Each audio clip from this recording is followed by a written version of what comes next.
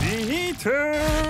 به به به به، یه واکسن زرفای همین مرا بزن که جگرم حال بیاید.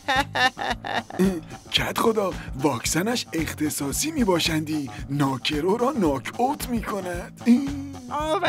آورین آخش واکسنمان را هم زدیم، حالا برویم برای اهالی روزه بخوانیم.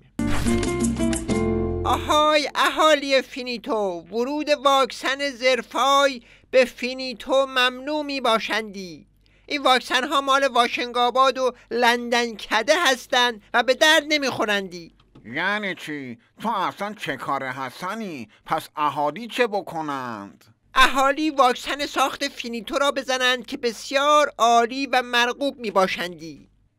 اگر واکسن ساخت فینیتو عالیست، بیا و در حضور همه آن را روی خودت تست کن.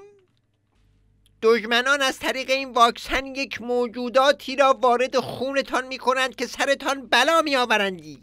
برو حاجی، هرچی بلا بوده تو سرمون آوردی، مگه بلایی مونده؟ ای بابا عجب گیری کردیم ما. گفتم ورود واکسن از آبادی های غربی ممنوعه، یعنی ممنوع تمام.